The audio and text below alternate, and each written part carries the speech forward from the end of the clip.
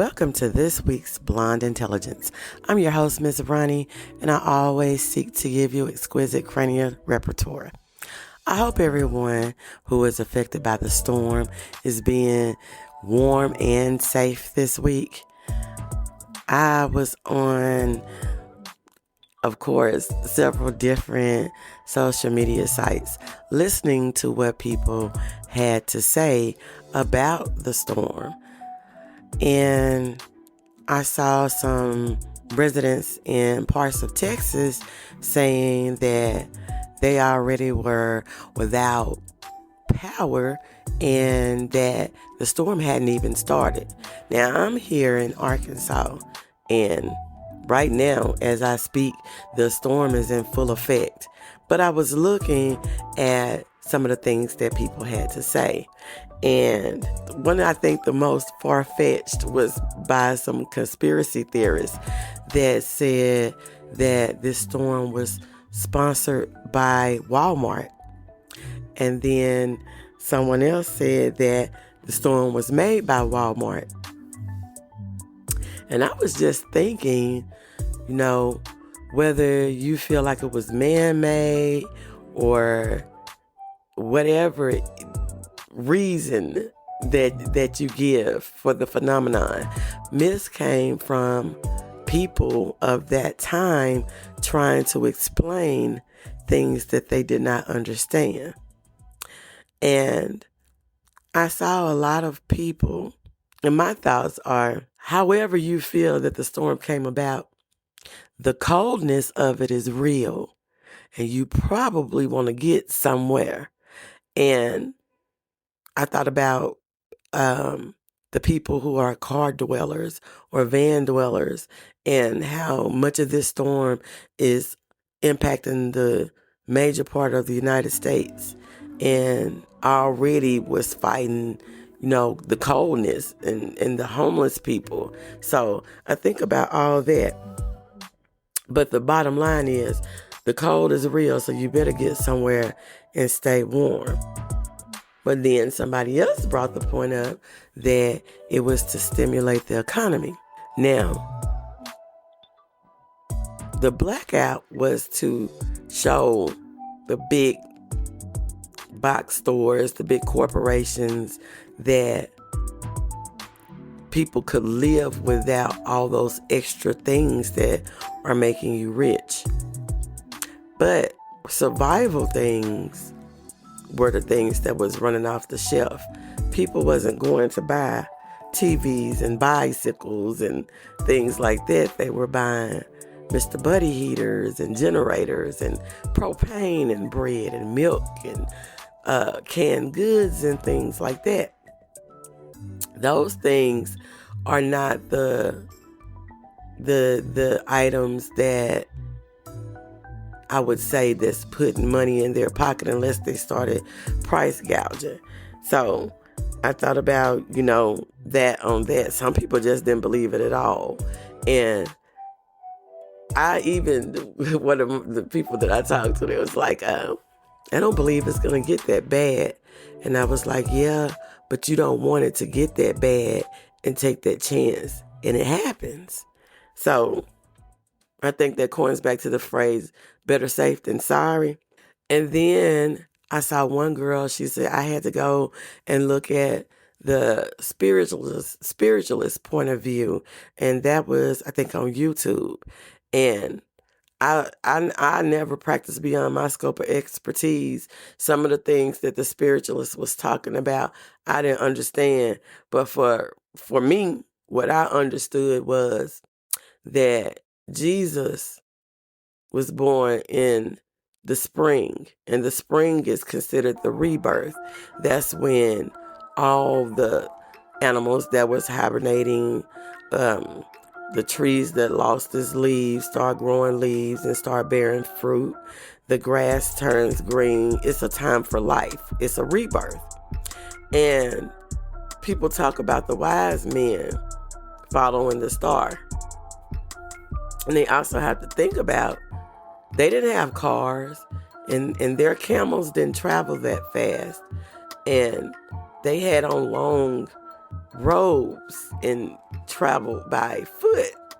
So if they had to follow a star, that means, just logically thinking, that the stars only come out at night.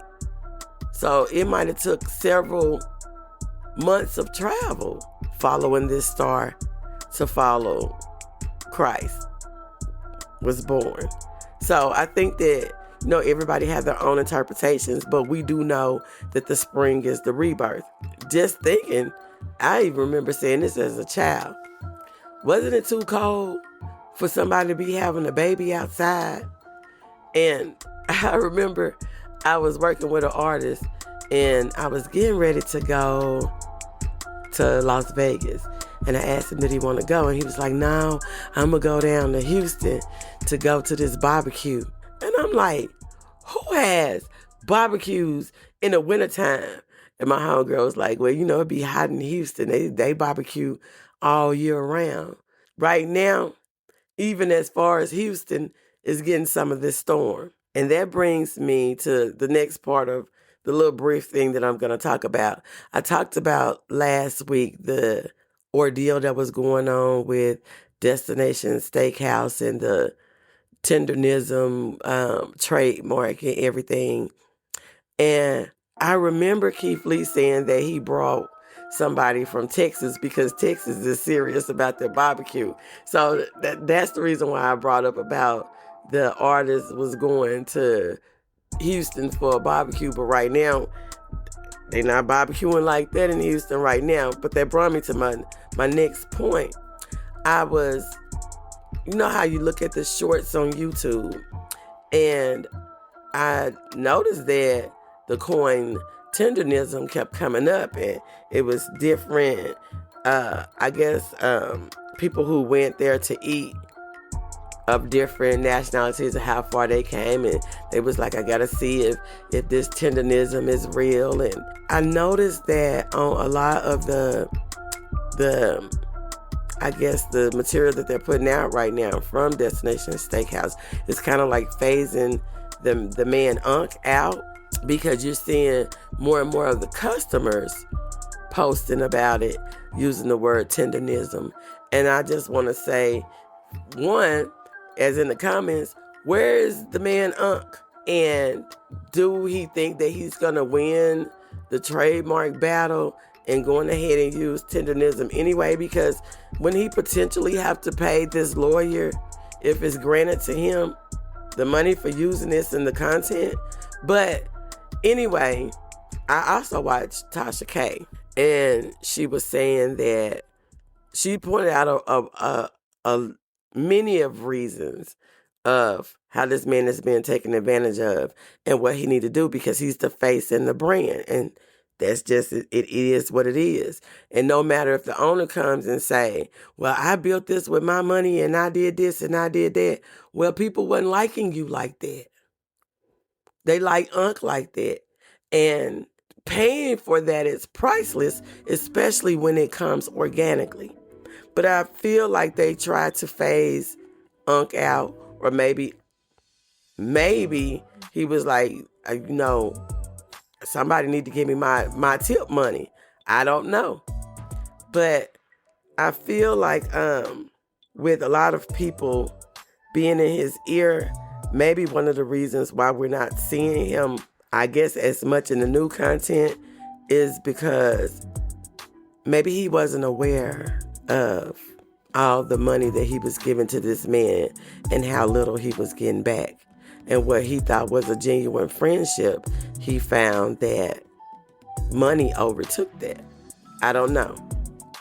But I'm getting ready to close this because, like I said, I am in the storm right now.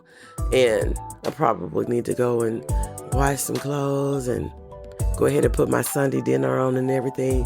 While we do have lights, and Lord bless, we won't have to be without power.